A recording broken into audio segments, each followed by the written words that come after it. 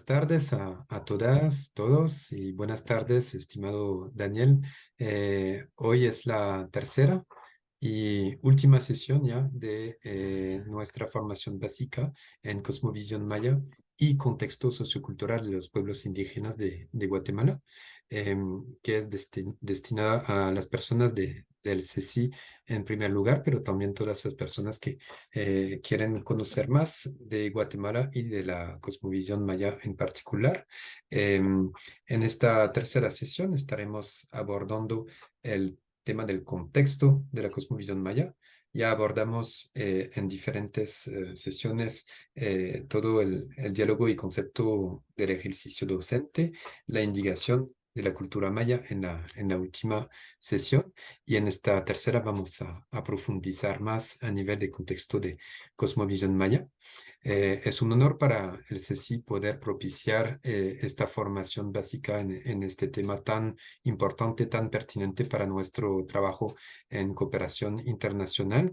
Y estamos felices de poder contar con el profesor Daniel Matul para dar esta formación que también se ha dado gracias al apoyo financiero del gobierno de Canadá a través del programa de cooperación voluntaria que se ejecuta en 10 países, incluyendo a Guatemala, y también gracias al apoyo financiero del Ministerio de Relaciones Internacionales y la Francofonía del gobierno de Quebec. Este esfuerzo a través del programa Nuevo Quebec sin fronteras.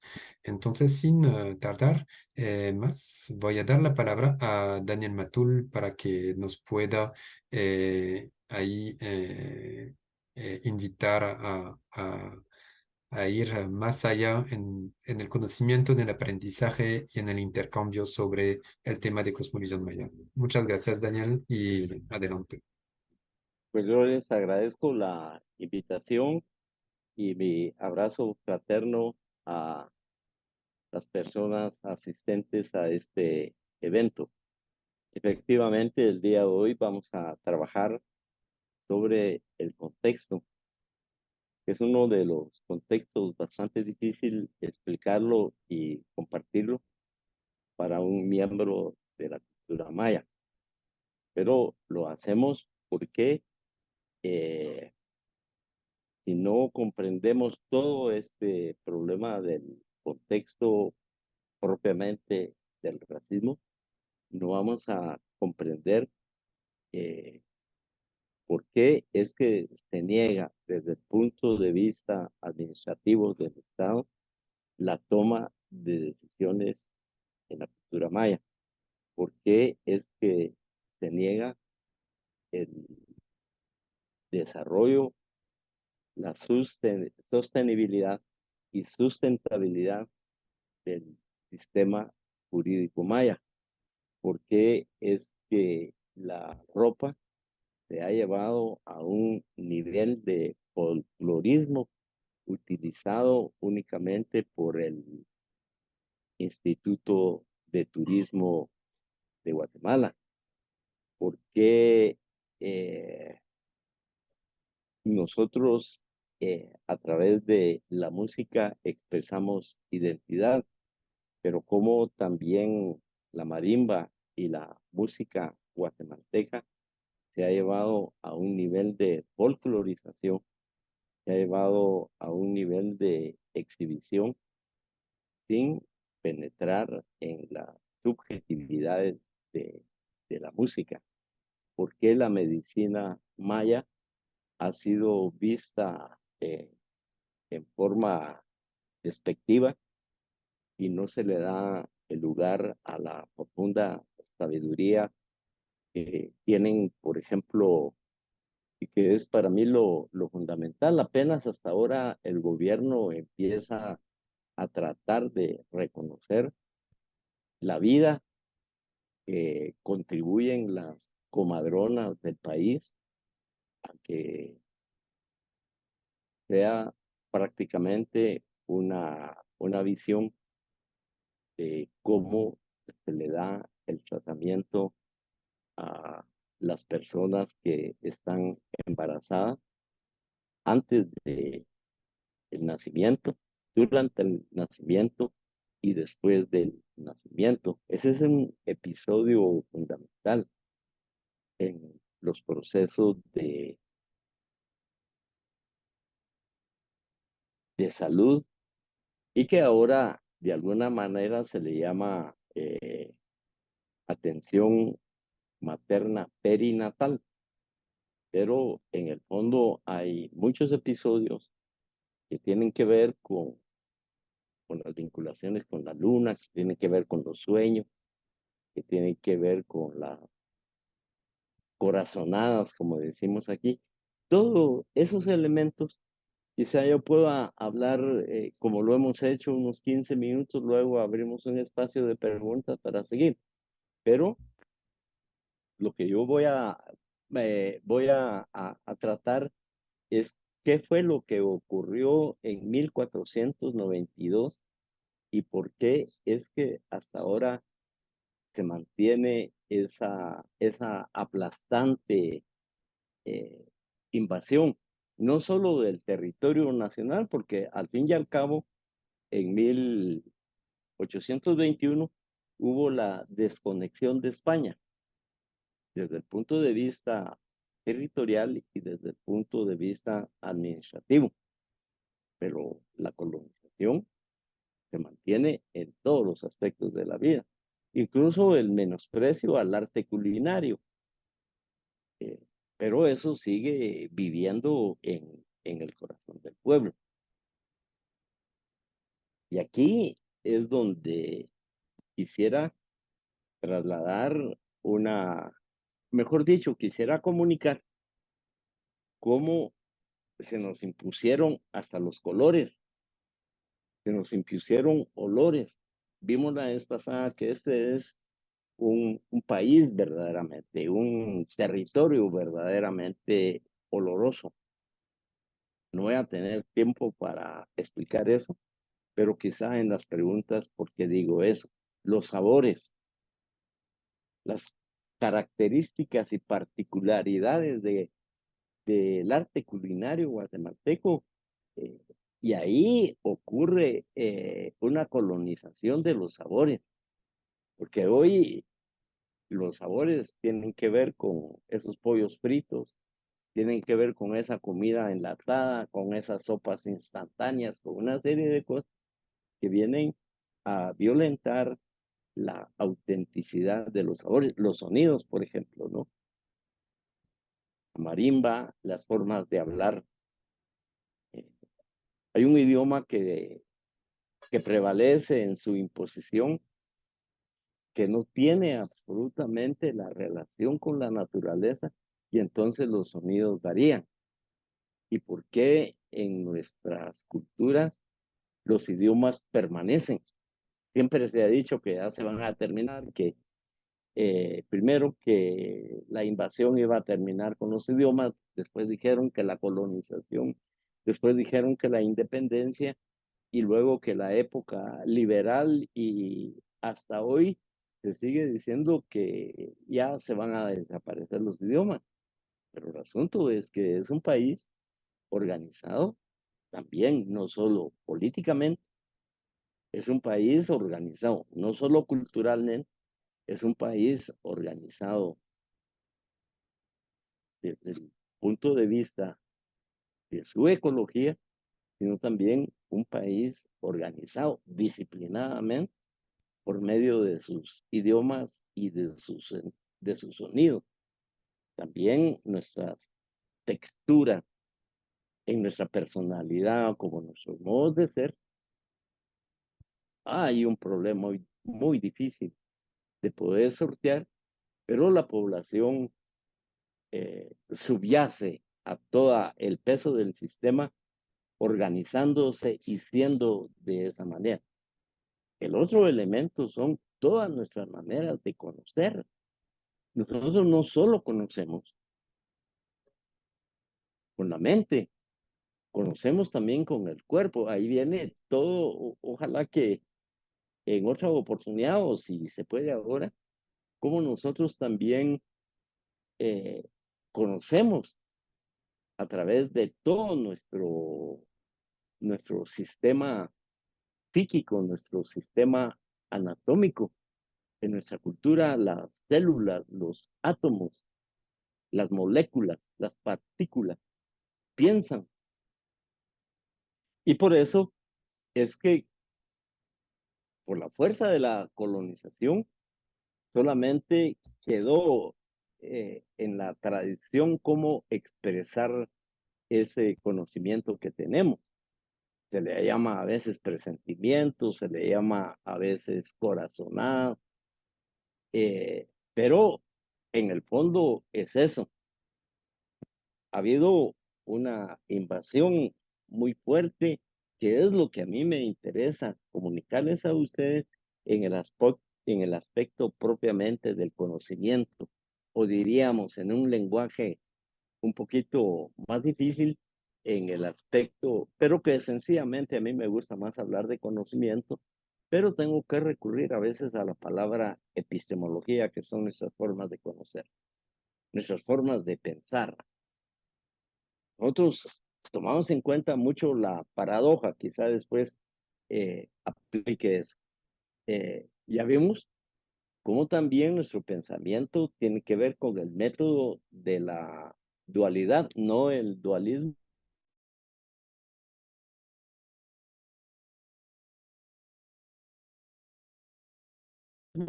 que es el método Cabahuil, sentir es fundamental. Entonces, a veces sentimos que no es prudente viajar, por ejemplo, pero, y no viajamos, aunque tengamos planificado un viaje, porque sentimos que algo va a pasar. Hoy, afortunadamente, eso lo podemos resolver y dar una explicación ahora científica de cómo el sentir ocurre y se desarrolla. Los nuevos paradigmas de la ciencia contemporánea, uno de los, David Pitt, por ejemplo, estudia las sincronicidades y sincronicidades cósmicas a causal. Rupert Sheldrake, uno de los físicos, de los biólogos más importantes, que probablemente lo comparan como uno de los científicos más importantes de la época, que se llama Rupert Sheldrake, dicen que es el Carlos Darwin de la contemporaneidad. Ellos trabajan eso y hay una relación entre ese sentir y lo que ocurre en el pueblo. El hacer es otro de los aspectos fundamentales que nosotros tenemos, nuestro propio método para crear y sobre todo el habla.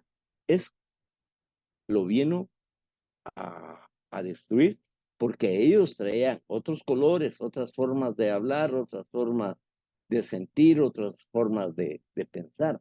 Y ese es el gran problema que hay ahorita en Guatemala, pero probablemente ocurra un desencadenamiento de resolver esa contradicción. De ninguna manera estamos diciendo que el pensamiento de Occidente no sirve. Lo que nosotros deseamos plantear es que el pensamiento, la cultura y la civilización de Occidente por lo menos respete nuestras formas de ser, de pensar, de elaborar, de construir, de crear, de tomar decisiones, de impartir justicia. Aquí el problema es que España impuso dos cosas, el racismo y el nacional catolicismo español. Ellos tuvieron una experiencia de 800 años en la guerra contra los moros, entre la guerra contra los árabes, contra los judíos que ocuparon España durante 800 años. Y ellos se especializaron en ese combate, instrumentalizando el desprecio racista hacia los judíos, a los árabes y a los moros. Incluso a nosotros nos pusieron el apodo de morenos, que nosotros no, nuestro color es café, el color moreno no existe, pero como teníamos un color similar a los árabes y a los moros, prácticamente por el color de la piel dijeron, estos son moros.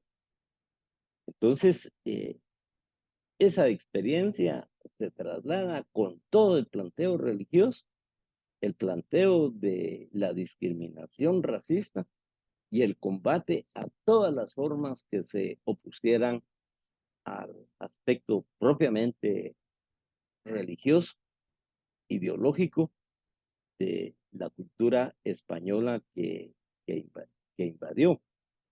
Entonces, hasta después de los acuerdos de paz, empieza una lucha institucional que para mí es importante. Tal vez no tiene todas las connotaciones eh, que debía de tener esa ley. Tenemos una ley contra el racismo, ¿no? Pero casi 500 años después de la invasión. Alfonso X, que le llamaban el sabio, escribe en las 7 partidas eh, la necesidad de condenar a muerte, de condenar como bestialidad el coito con un judío, las uniones con los árabes. Eso dio lugar a un freno de la nupcialidad entre españoles y los pueblos que habían asentado a propósito de la invasión en España. Entonces ahí se genera un freno, un bloqueo a la ósmosis social y el decrecimiento demográfico de la población en España. Las leyes del fuero juzgo, estoy hablando de eso para que vean cómo se institucionaliza el racismo. Miren lo que decía en las leyes del fuero juzgo. Nuestro reino está ensuciado por la maldad de los judíos. Más adelante vamos a ver cómo se refiere el Estado en sus diferentes vertientes, cómo se refiere la institucionalidad católica en sus diferentes vertientes, cómo se expresan los administradores de finca y a partir de eso cómo se expresa la educación en todo el territorio nacional, cómo se expresa esa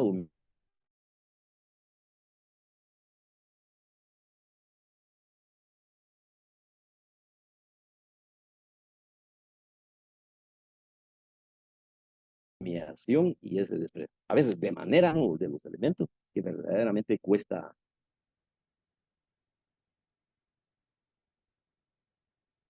comprender cuando uno no tiene la agudeza de ver en esas sutilezas del racismo y que por supuesto se da en la organización también de algunas, si no la mayoría, de expresiones de cooperación internacional. Lo sufrimos con la implantación de Minúa, lo sufrimos con otras expresiones de, tal vez con buena voluntad, pero como no habían penetrado a la subjetividad y a entender estos problemas, entonces también contribuían a la desestructuración y contribuían a la visión de vida del universo de los habitantes.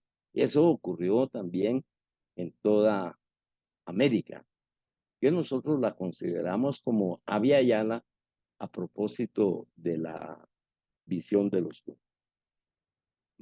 Voy a leer esto para que se den cuenta cómo uno de los principales, fíjense lo que voy a decir, los principales humanistas de España de ese tiempo, incluso hizo su tesis sobre los derechos humanos en atención a la filosofía de Aristóteles, que se llamó Juan Gines de Sepúlveda. Era un humanista, un cura, un abogado, y miren lo que expresa.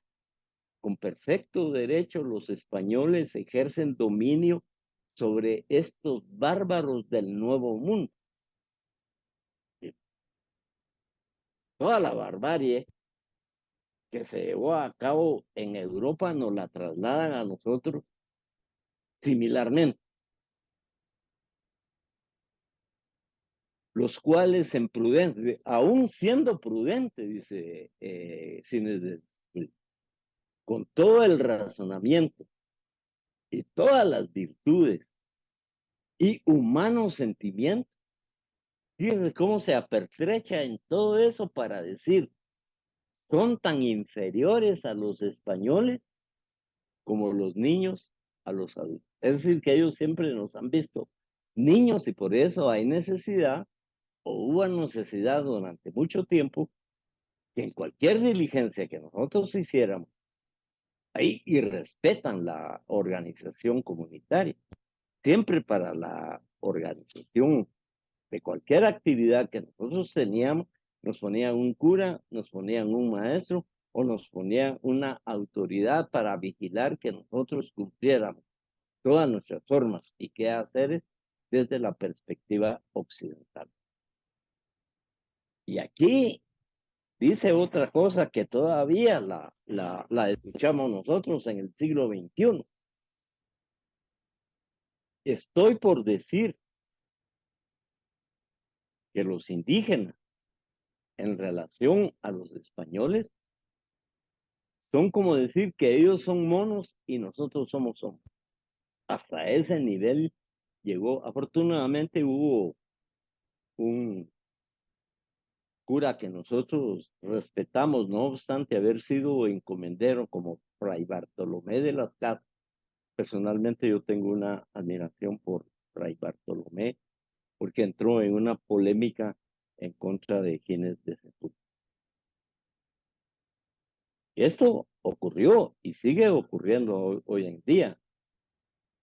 Fíjense ustedes que Diego de Landa, uno de los inquisidores del nacionalcatolicismo español, en una crueldad de violencia epistémica, una crueldad de violencia en contra de nuestro conocimiento, incineró toda la producción científica y sagrada maya a propósito de un auto de fe, ni siquiera del catolicismo universal, sino del nacionalcatolicismo español.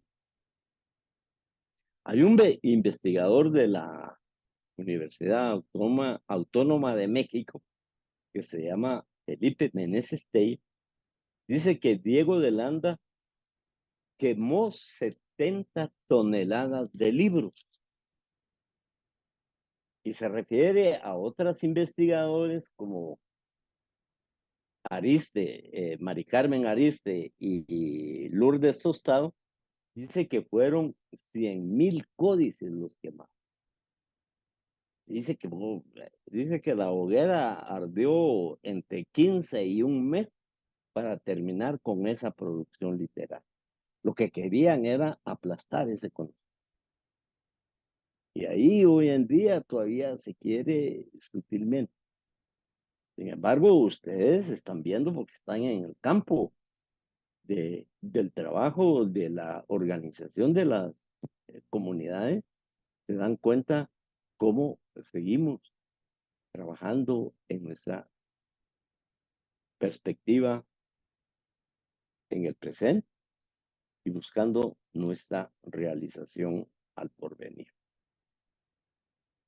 De una manera, a veces en forma clandestina, a veces en el secreto, a veces contradiciendo internamente lo que propone el Estado, lo que proponen otras instituciones de carácter internacional y lo que propone también en nuestra organización comunitaria, nuestras formas de sentir y nuestras formas de pensar que propone la cooperación internacional.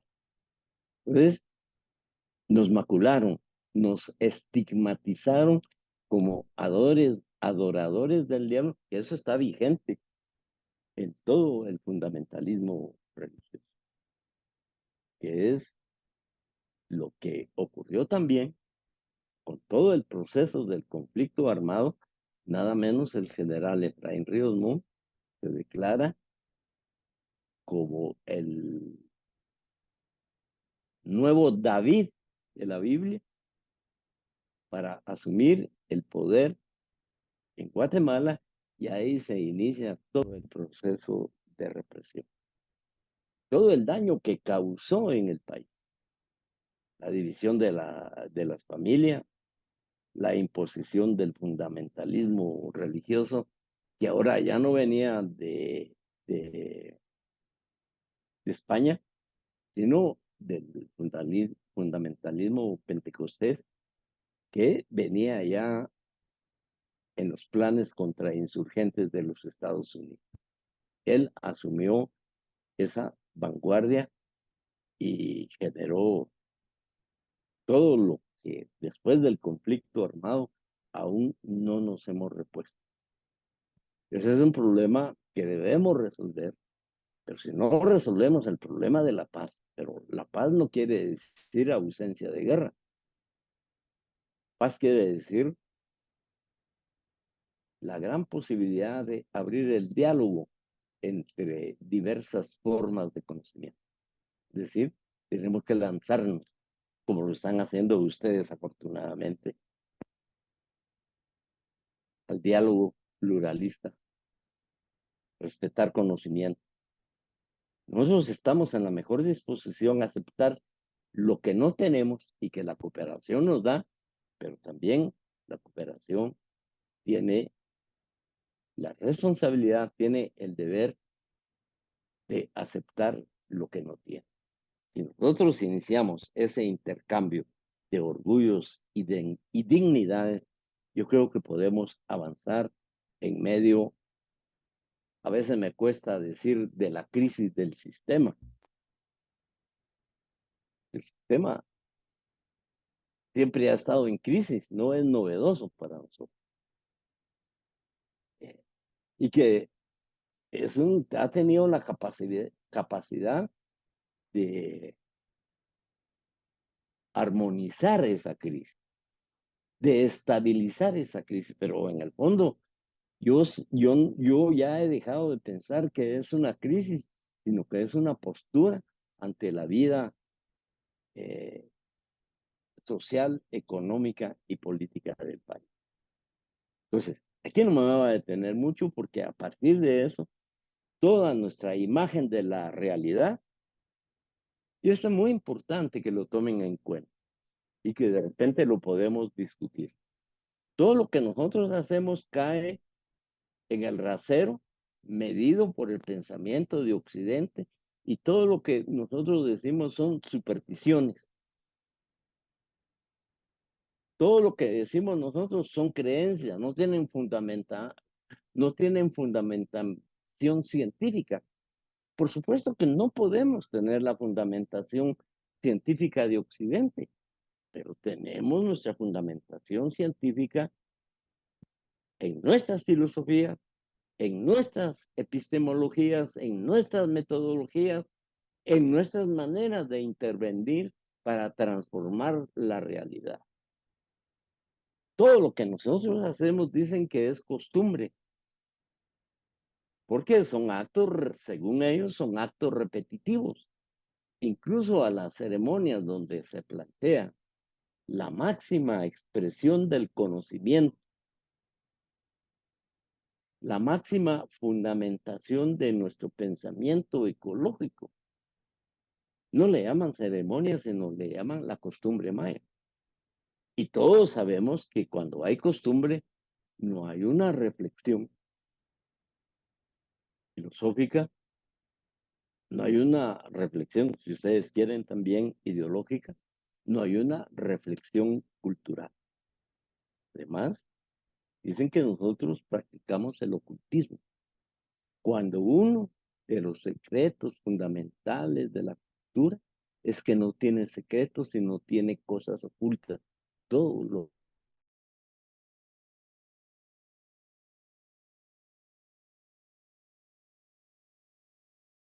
hacemos públicamente. Nuestra visión del mundo, cuáles son nuestras posturas ante la vida, cuáles son nuestras posturas ante la muerte, cuáles son nuestras posturas ante lo que creamos, cuáles son nuestras posturas ante la organización del nosotros. Nosotros no podemos organizarnos sino está el concepto del nosotros en el fondo de nuestra organización. Por eso, al trasladarlo fíjense que el nosotros es una palabrita que tiene dos letras nada más, la U y la J. UJ quiere decir organización del nosotros. Pero esas dos, la U y la J, en el fondo, en la subjetividad, tiene un caudal de conocimiento, porque es otra de las características de la cultura de sus idiomas, que en los espacios más pequeños guardan las mayores cantidades de información. Y lo otro, finalmente, dicen que somos una cultura arcaica y que debe transitar hacia la modernidad, hacia su visión de acuerdo a los postulados de la ciencia Europa. Pero eso no solo está ocurriendo en Guatemala, está ocurriendo en todo Abya. Y ahí también está la verdadera resistencia.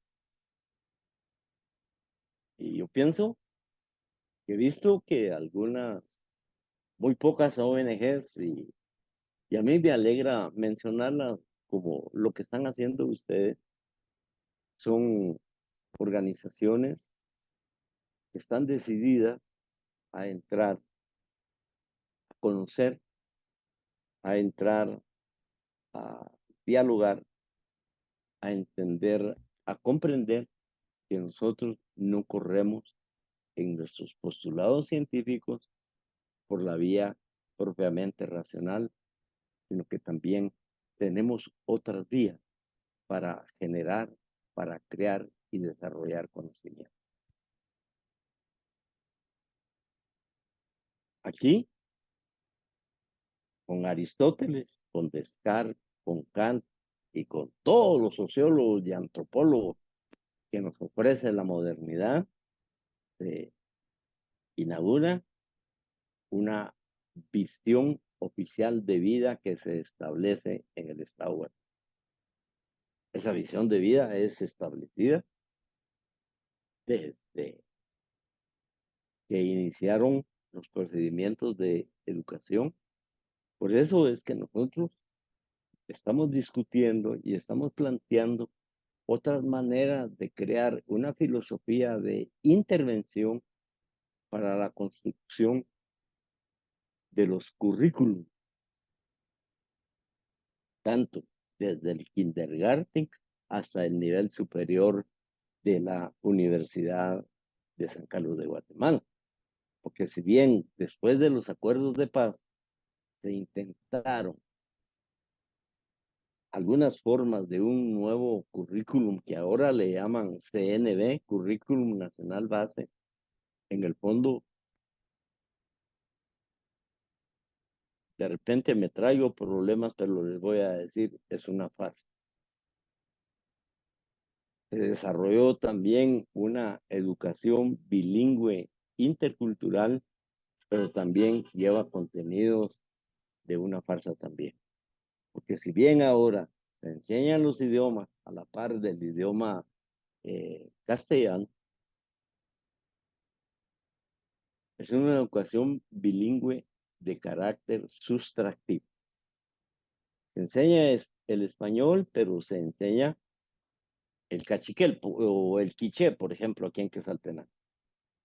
Pero lo que trata de hacer esa educación bilingüe intercultural es extraer la esencia de nuestros idiomas, trasladar el idioma hacia el entendimiento castellano, pero dejando de lado toda la mitología, dejando de lado todo el espíritu, dejando fuera de lado todas nuestras manifestaciones que vienen del corazón. Eso es muy importante entender. Probablemente les cueste a ustedes con alguna dificultad cómo es que nosotros hablamos del corazón, pero les invito que de repente puedan ver cómo la Universidad de Harvard está diciendo ahora que el corazón también tiene neuronas. Eh, Aquí lo que estamos hablando es que se implanta un modelo único venido de Europa, que pretende hegemonizar todo el planeta, no solo aquí, sino que en todas partes, en la India, en la China, porque hay culturas que tienen un poquito de mayor condiciones de poder económico, político e institucional que han menguado mucho la agresión colonizadora. Hay un libro de Agustín Paniker, si lo pueden conseguir, que se llama Indica. Hace todo un ejercicio hermenéutico acerca de qué es lo que ocurre con la imposición europea y cómo es que ellos resisten. Por eso la verdadera resistencia de la cultura maya, de las culturas subyugadas en América Latina, no está en la toma de carretera, no está en la ocupación de edificios.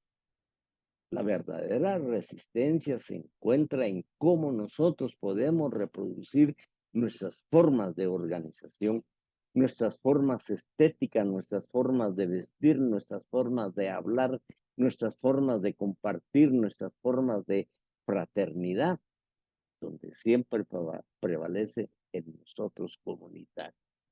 Por eso decimos somos una cultura nosotriada. Entonces nosotros queremos desarrollar el otro, pero desde el punto de vista de nosotros, reconociendo que nosotros como seres humanos conformamos una comunidad humana y que nada puede hacerse si nosotros no lo hacemos en el consenso comunitario. ¿No? Muy difícil poderlo comprender, es muy difícil entenderlo, más solo se puede entender cuando tenemos un vínculo profundo con las comunidades y logramos manifestar nuestra confianza para que nos digan qué formas de organización tienen. Entonces, lo que han querido hacer es para nosotros una copia de Occidente. Por eso, la verdadera oposición es esta, de convertirnos nosotros en desobedientes del conocimiento de Europa, en desobedientes del conocimiento impuesto. Somos desobedientes epistemológicos. A veces cuando nos escribimos con los hermanos de América Latina, en sus cartas me pone, recibe un abrazo epistémicamente desobediente. Por eso es que han fracasado el intento de quebrantar la identidad, la identidad nacional de la nación maya. Lo mismo ocurre con los garíbunas y lo mismo ocurre con los chincos. Por eso, los acuerdos de paz, mal que bien, la ley nacional de los acuerdos de paz nos ha permitido, por lo menos, tener un respaldo que nos permita tener algo institucional que nos respalde institucional y jurídicamente. Conocimiento milenario está ahí. Quemaron nuestros libros, pues sí. Hoy estamos regresando a la astronomía, hoy estamos regresando a la astrología, estamos regresando a la cosmografía. Ese planteo lo encuentran al hablar, voy a poner el ejemplo porque es lo que tengo una pasión por haber entendido todo lo que plantean el etos cultural maya, la vida cultural maya, la recuperamos con nuestros lenguajeros, con las comadronas. Cómo fluyen para plantear cuál es su método de vida en los procesos de nacimiento.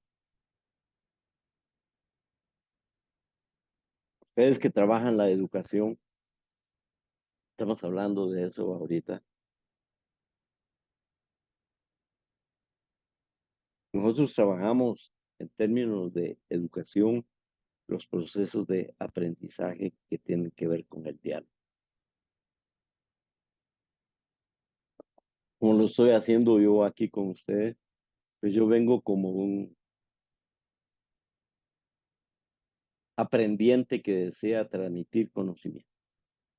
No sé hasta dónde hay el término maestro en la cultura maya. Y lo otro es que nuestro conocimiento es colectivo, pero toda América Latina y particularmente en Guatemala, la educación pasó a ser una técnica de control social y un instrumento de represión ideológica que persigue. Yo mismo he tenido problemas como profesor universitario. He tenido problemas cuando trato con otros hermanos que también son filósofos de la cultura maya y que son científicos de la cultura maya, cuando deseamos plantear métodos de investigación a partir de la metodología de la cultura y civilización maya, porque eso nos sitúa diferentes a las formas de cognición, a las formas de interpretación del universo, de los sistemas aplicados en la Universidad de San Carlos. Hemos tenido muchos problemas en eso, pero de una u otra manera hemos ido avanzando, o por lo menos ya empieza a reconocer. Ahora, ¿por qué es que el pensamiento oficial científico de Guatemala, por qué se fundamenta en Montesquieu, que es el libro de cabecera para estudiar la ética, para estudiar la sociología, para estudiar el pensamiento jurídico, que fue uno de los baluartes de la revolución? Montesquieu dice que él no puede concebir cómo Dios, siendo un ser tan inteligente, un ser sapientísimo, haya puesto alma en un cuerpo humano negro. Y dice Montesquieu que es imposible suponer que estos negros sean seres humanos. Esos son los paradigmas y el pensamiento de ellos. ¿Las pueden imaginar? Me he preocupado por estudiar el espíritu de la ley porque fue la primera profesión que yo asumí en ciencias jurídicas, investigar cuál es el espíritu de la ley de Montesquieu, que es famoso el espíritu de la ley, pero ¿con qué espíritu lo hizo? Con el espíritu de una ideología de color prácticamente blanco, que es el modelo jurídico en todo el país. Eso está ocurriendo ahorita. No es que yo esté diciendo que eso lo dijo Juan Jacobo Rousseau. Juan Jacobo Rousseau dijo, el más fuerte no lo es jamás bastante para ser siempre el amo o señor, si no transforma su fuerza en derecho y la obediencia en deber. ¿Qué está ocurriendo hoy en Guatemala? La fuerza de la oligarquía terrateniente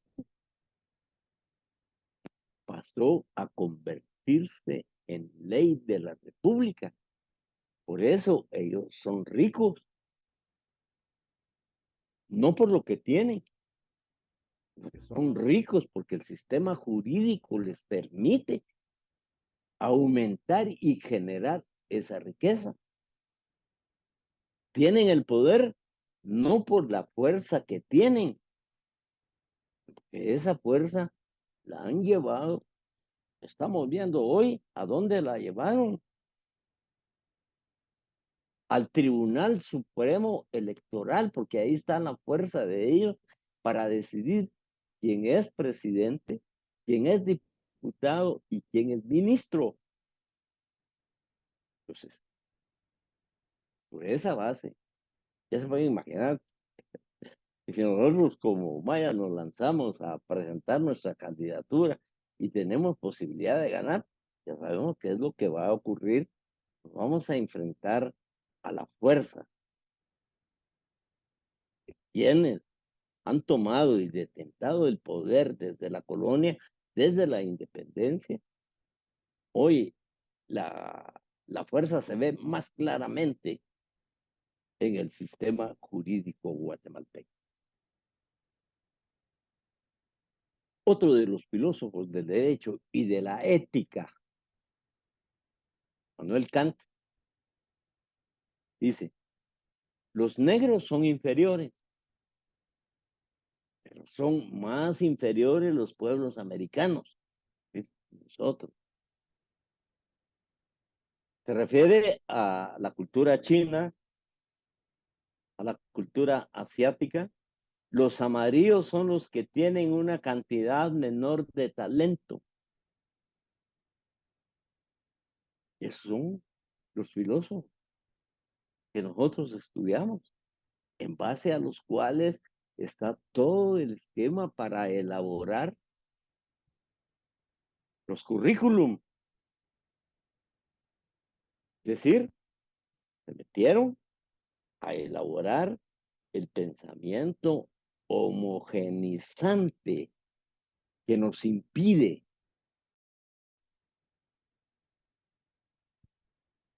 hablar con nuestros idiomas, hablar con nuestro pensamiento, hablar con nuestro espíritu, hablar con nuestro corazón.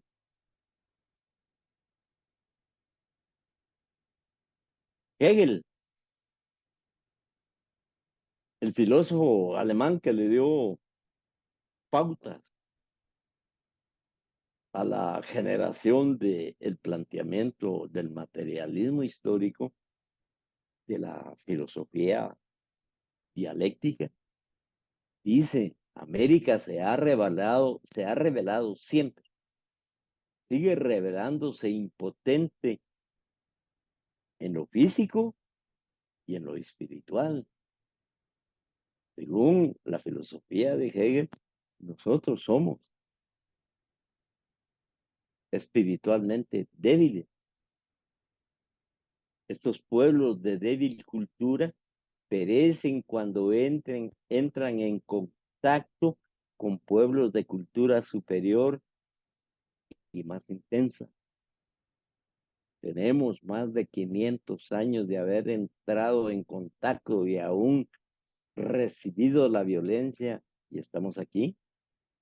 Yo les trasladé un documento que se llama Estamos vivos a pesar de Hegel, a pesar de Juan Jacobo Rousseau, a pesar de Charles Darwin, que decía que algún periodo en su contexto de futuro, las razas civilizadas casi ciertamente exterminarán y reemplazarán a las razas salvajes de todo el mundo. ¿Sí? Además, tenía el concepto de raza y además nos calificaba como razas salvajes y que íbamos a desaparecer cuando tuviéramos contacto con la civilización europea. Estamos enteros, estamos avanzando en la resistencia epistemológica y hoy estamos viendo la desarticulación de la civilización occidental. No sé si ustedes desean que hagamos un descansito aquí para iniciar un proceso de preguntas, debates, comentarios o críticas a lo que estoy exponiendo. No tengan pena, porque estoy en la mejor disposición de poder recibir desacuerdos con lo que planteo. Si les parece, Gracias, Daniel. Invitamos entonces a las compañeras y compañeros a tomar la palabra para poder hacer algún comentario, consulta, pregunta, reflexión sobre lo que hemos escuchado hasta ahora.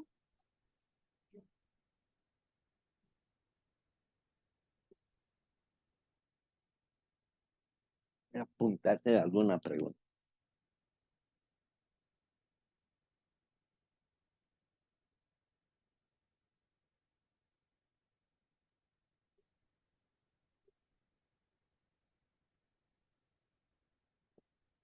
Bueno, la compañera Elida nos hace un comentario, dice, es fascinante reflexionar sobre cómo estas teorías se han quebrantado con nuestra realidad, pero falta mucho por conquistar la libertad.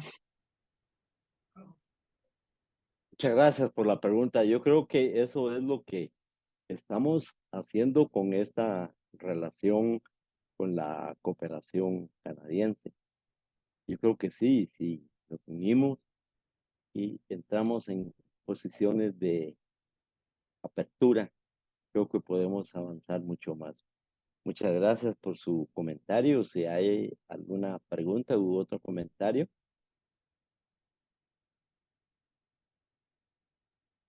Si alguien quiere hacerlo de viva voz, creo que también es un momento oportuno para intervenir, compañeras.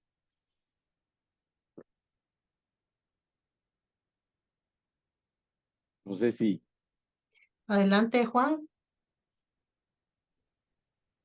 No más que preguntas, solo buenas tardes a todos y a todos. Buenas tardes, Daniel. hola Juanito.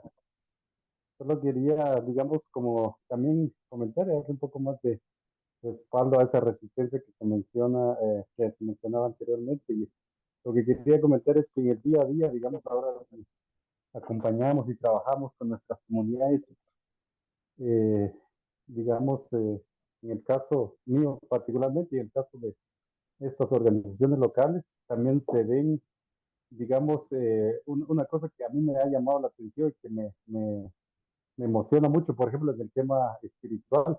No sé si se pasará en toda la nación, pero aquí en Sololá particularmente, he visto, digamos, en el tiempo que he estado enrolado en estas organizaciones de desarrollo, que cada vez la espiritualidad, por ejemplo, se ha ido fortaleciendo progresivamente, ¿verdad? Es más, que como que una característica que se presenta, por ejemplo, es que la juventud, por lo menos acá se percibe, o inclusive la gente que se ha ido formando, que tiene un nivel de formación, un nivel académico, digamos, es quien se ha ido, como que ha ido entendiendo y rehaciendo esta cultura y esta participación dentro de la espiritualidad. Entonces, a mí me parece que eso es parte, digamos, como de lo que mencionaba Daniel, en el sentido que la resistencia o la permanencia de nuestra cultura está latente y sigue viva y se ve reflejada en estas actuaciones. También nosotros aquí en Solá siempre como participamos en las actividades de espiritualidad maya, y también me agrada ver cada vez ajij, que son más jóvenes, digamos, en este caso, ¿verdad? Y lo que a mí me indica, pues, como me dice esto, es que pues hay un retomar, digamos, de la cultura, a pesar de los embates, a pesar de todo esta invasión, tanto religiosa y de todo tipo que han sufrido nuestros pueblos, ¿verdad? Entonces, solo quería comentar esto como digamos, fortalecer un poco lo que se menciona, que en el día a día se ve esta situación, y pues ojalá que con este tipo de esfuerzos que se hace, pues haya una claridad y una mejor luz hacia el futuro, ¿verdad? Nada más quería hacer ese comentario. Gracias.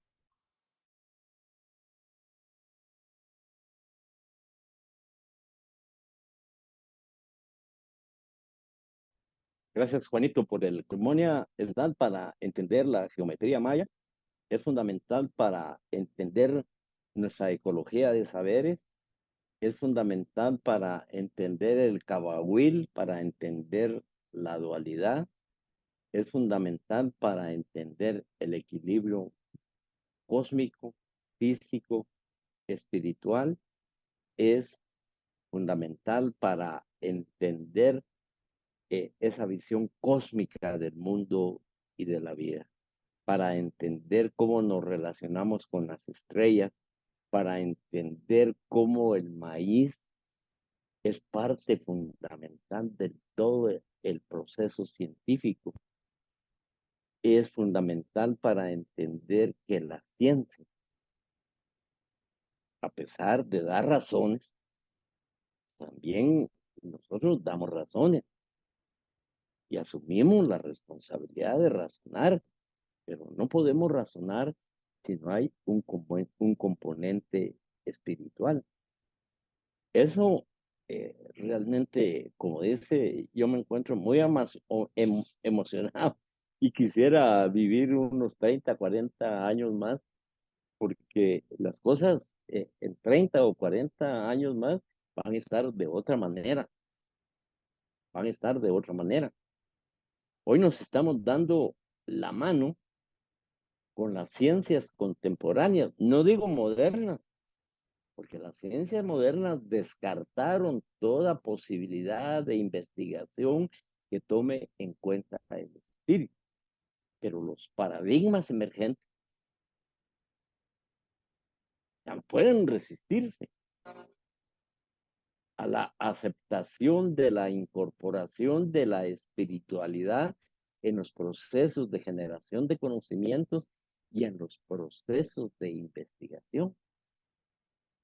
Pasa es que universidades como las nuestras, estados como los nuestros, la proliferación de universidades privadas, que tiene que ver el gran capital también allí, se cierran a no mirar de otra manera el universo. Si me permiten, voy a seguir avanzando. Esto, Perdón, Daniel, tenemos otra pregunta de parte de Kevin. por Él favor, nos dice, hablando de nombrar, ¿qué puede decir respecto a las pluralidades de corporalidad y sexualidad en la cosmogonía maya?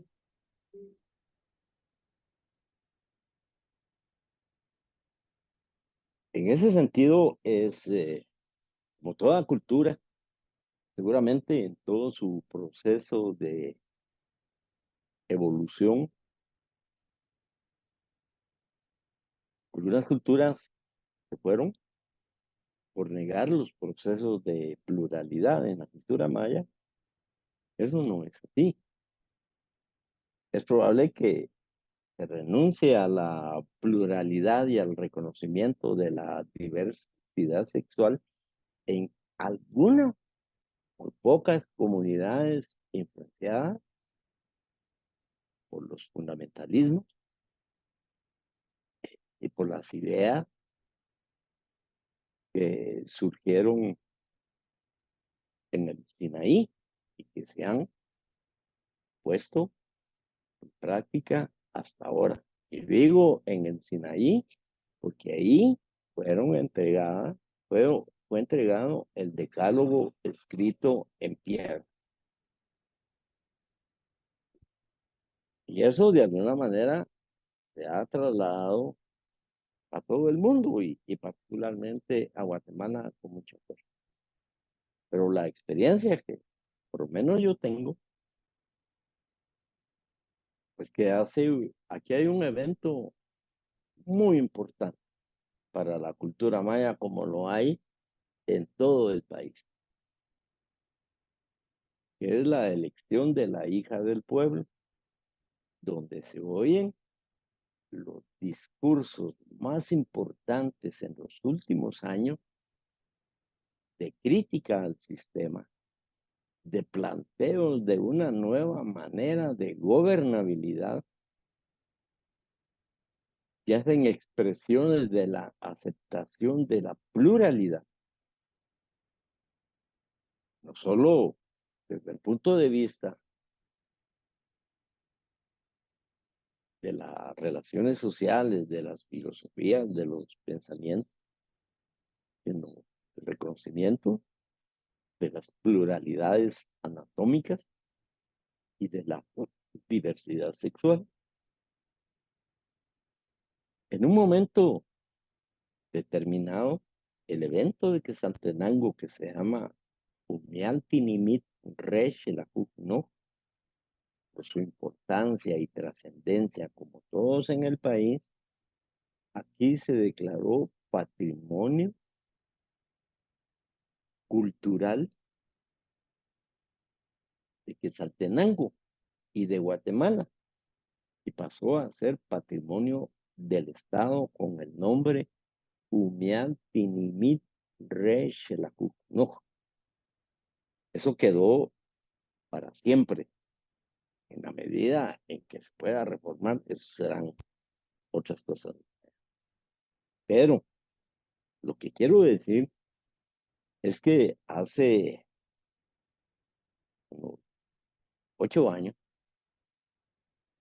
yo tuve que intervenir para hacer un dictamen ahí, porque un grupo de hermanos que pertenecen a y hermanas a la diversidad sexual se presentaron a la municipalidad de Quetzaltenango para hacer el evento Umial Tinimit Re Shelajuj No Gay. Y eso se volvió en la municipalidad un problema que no hallaban ni cómo resolverlo. La población expectante, unos 50, otros por favor, pero era la primera vez que se sacaba al debate público. Hubo ya la emergencia y esa propuesta. Tuvieron que buscar quién y yo tuve que salir con otros hermanos que trabajamos la filosofía y el concepto. Y al final, el único límite que había era que no podían presentar el evento como Umialtinimit Rexelajuj no con el agregado de gay porque ya era patrimonio cultural de la nación y eso necesitaba hacer toda una reforma y no se podía. Pero no hubo ninguna expresión de la población maya en contra a esa posibilidad, que es el testimonio más reciente, y cuando ustedes que crean conveniente, yo les puedo enviar los documentos donde prevalece el reconocimiento de la cultura maya a la diversidad anatómica y a la diversidad sexual. Lo vemos el maíz, es una planta que es masculina y es una planta que es femenina. No sé si eso le pueda satisfacer un poquito las inquietudes, pero también podemos trasladarnos a toda la iconografía que de repente aparece en los códices y vamos a encontrar figuras de esa naturaleza o en las pinturas. No sé si la vez pasada les di a conocer, pero en una visita que hice yo a la Universidad de Wisconsin, tan solo en la entrada de la universidad hay una reproducción de una pintura que refleja la diversidad sexual en la cultura maya. Está casi en la entrada, tal vez en una reproducción de pintura de unos 3 o 4 metros de ancho es decir, 2 metros de ancho y unos 3 metros de altura. No sé si, y lo otro es que también hay cerámica en esa vertiente, no solo de aquí, sino también de las culturas milenarias de Ecuador. Yo creo que voy a buscar en los archivos si tengo algunas vasijas, alguna cerámica relacionada con ese fenómeno social, político y cultural. Y en alguna medida se las puedo enviar, pues en cuanto las tenga, yo voy a hacer lo posible. No sé si con eso quede un poco satisfecho el hermano que preguntó. Dice Kevin que muchas gracias. Podemos entonces seguir con las otras temáticas, Daniel. Muchas gracias. Muy bien. Pues, aquí llegamos a este punto. ¿Cuál es el criterio de la iglesia? Y aquí, como digo, van todas las formas de organización, todas las formas de sentir, todas las formas de pensar. La iglesia nos dice que somos infieles, idólatras, paganos, politeístas, es decir, que tenemos muchos dioses. Y en el fondo,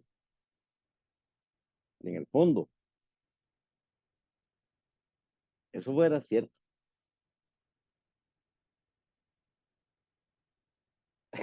¿Qué sentido tiene de que la unidad aristotélica ontológica de un solo Dios sea mucho más aceptable que la diversidad ontológica de tener varios dioses? La verdad es que aquí somos politeístas, que dijimos que somos cultura, trabaja la dualidad. Cuando nosotros hacemos alguna actividad, ni siquiera se nos reconoce, o cuando logramos desviar o darle vuelta, no darle cabida a una imposición epistemológica que viene de Europa, o viene de los centros de poder, o viene del Estado, o viene de las municipalidades, de la institucionalidad. Fíjense cómo nos califican. Nos dicen tienen talento para podernos contradecir. Tienen talento para decirnos que estamos equivocados porque el contexto corre de otra vía. ¿Saben cómo nos dicen? Son astutos. Es que el indio es astuto.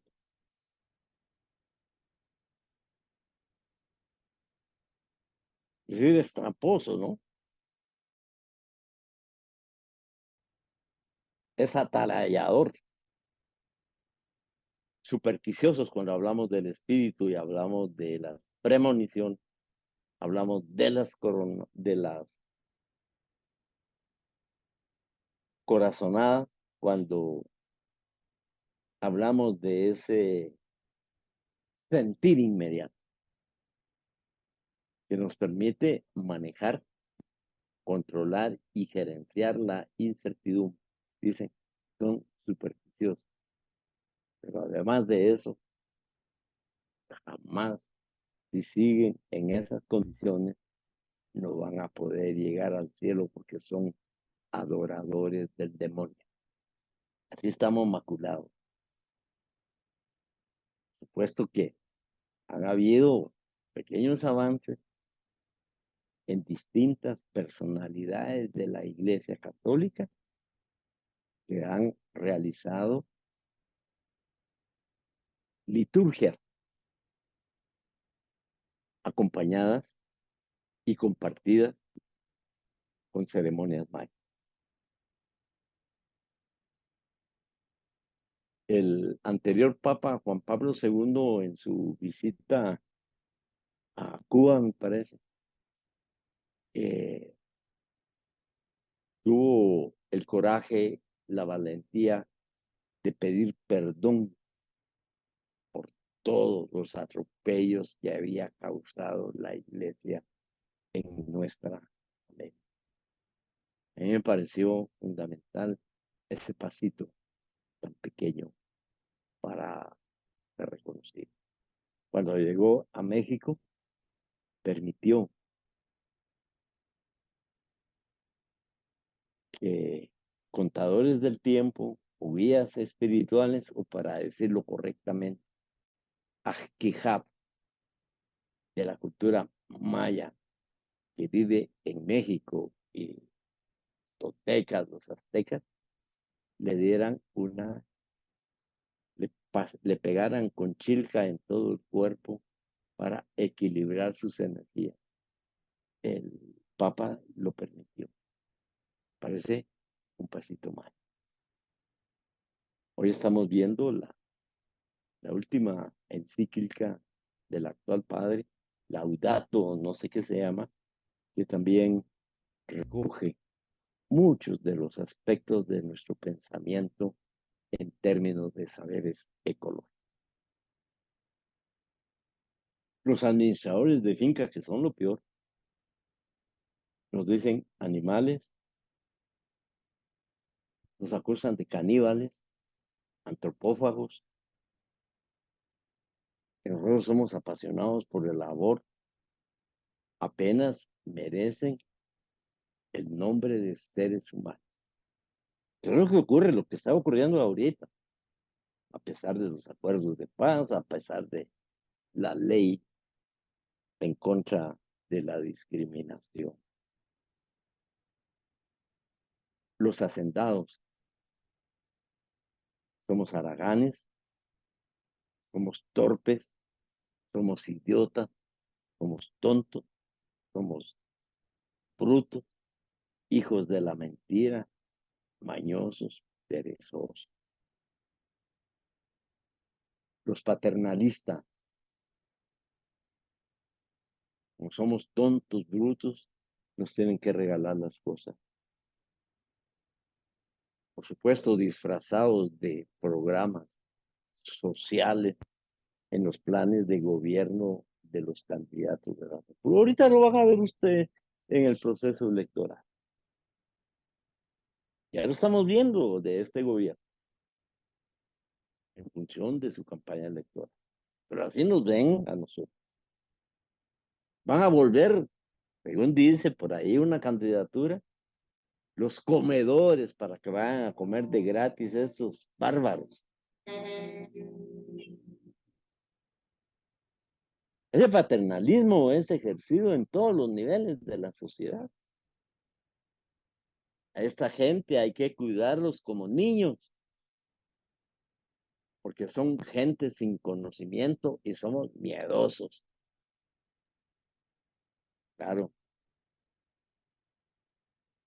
tenemos otra forma de conocer, tenemos otros conocimientos. Y si hubiera un campeonato mundial de conocimientos y de cultura, no me cabe duda que Guatemala sería el campeón mundial de cultura.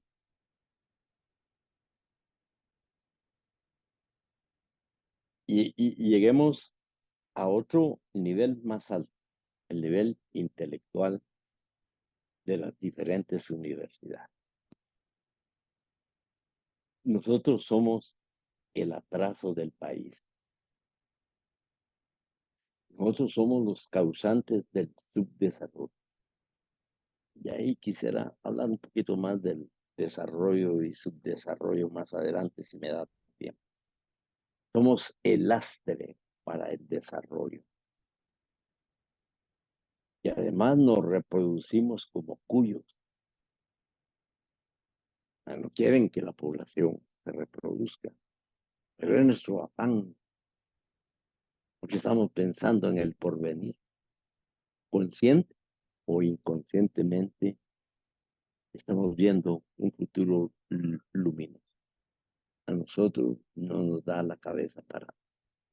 Entonces, todos los estudios de lo que está llena la universidad es cómo ayudar al indígena y regresa. A finales de los 1800 y principios de los 1900, con lo que vimos al principio, con las políticas indígenas. La universidad no se ha atrevido, la Universidad Nacional, a hacer una reforma universitaria. Podrán pelearse y ponerse en contra, pero jamás van a discutir los problemas de cómo intervenir para generar un nuevo cerebro del pensamiento de la universidad que vive en un contexto multilingüe, multiétnico y pluricultural.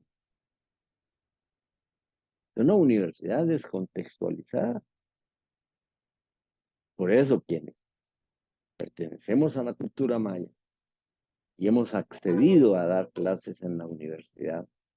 Luchamos ahí para generar nuevos currículums. Ahora mismo estoy trabajando una filosofía de intervención con estudiantes del Centro Universitario de Mazatenango para la generación de una filosofía de intervención que pueda crear un currículum de acuerdo a las necesidades, de acuerdo al contexto del Centro Universitario de Mazatenango.